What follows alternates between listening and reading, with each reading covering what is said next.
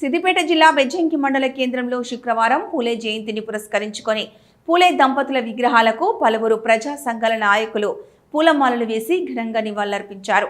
ఈ సందర్భంగా పలువురు ప్రజా సంఘాల నాయకులు మాట్లాడుతూ ఎందరో మహనీయుల పోరాట ఫలితంగానే అన్ని హక్కులు సాధించుకోగలిగామని, ఆ మహనీయుల్లో మహాత్మా జ్యోతిరావు పూలే ఆదర్శప్రాయులని అభిప్రాయపడ్డారు. సంఘ సంస్కర్త మహాత్మా జ్యోతిబా పూలే అని కొనియాడారు. అణగారిన వర్గాల కోసం జీవితాన్ని ధారబోసిన మహనీయుడు జ్యోతిరావు పూలే అని తెలిపారు.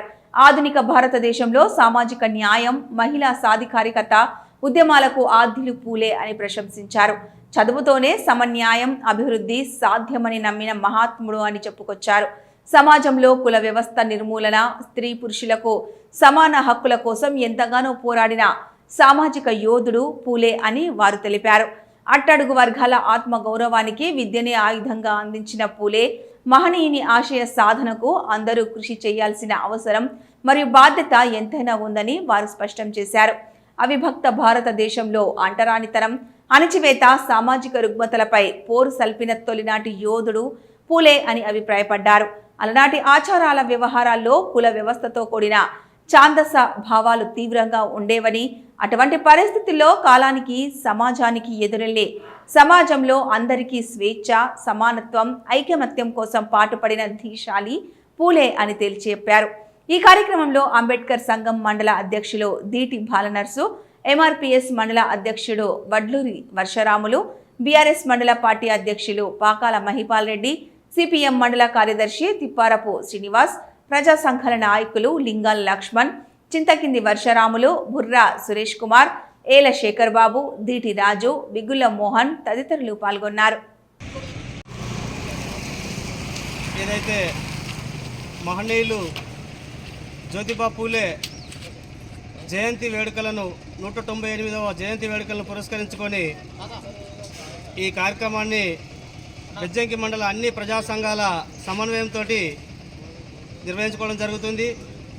మహనీయుల ఆశయాలను స్మరించుకుంటూ వాళ్ళు చేసిన సేవలను జ్యోతిబా పూలే వాళ్ళ సతీమణి ఉన్నదో ఆమెకు కూడా చదువు నేర్పి చిన్న ప్రాయంలో 9 సంవత్సరాల ప్రాయంలో వివాహం చేసుకొని 11 సంవత్సరాల వయసులో జ్యోతిబా పూలే గారు ఆ వయసులో వివాహాలు చేసుకొని సమాజానికి తోడ్పాటుగా సత్యశోధ మండల కేంద్రంలో పూలే గారి జయంతిని నిర్వహించడం జరుగుతుంది.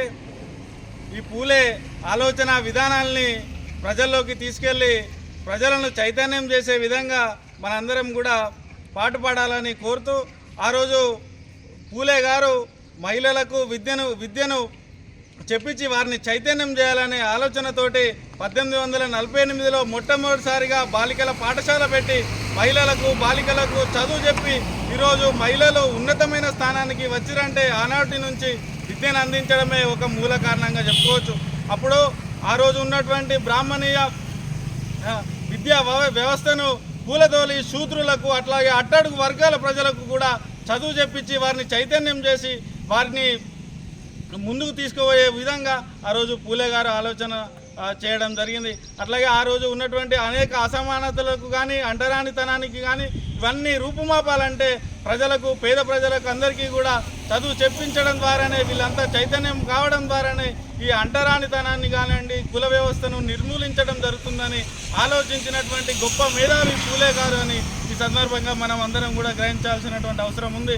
అట్లాగే ఇప్పుడున్నటువంటి పరిస్థితుల్లో కూడా అనేక మంది యువకులకు కూడా ఆ రోజు పూలే గారు చెప్పినటువంటి విధానాలకు అనుకూలంగా మత్తుకు దూరంగా ఉండండి, చదువుకు దగ్గరగా ఉండండి అనే నినాదాన్ని ప్రజల్లోకి తీసుకుపోవాల్సిన అవసరం మన అందరి మీద ఉన్నదని ఈ సందర్భంగా తెలియజేస్తూ ఈ అవకాశం ఇచ్చినటువంటి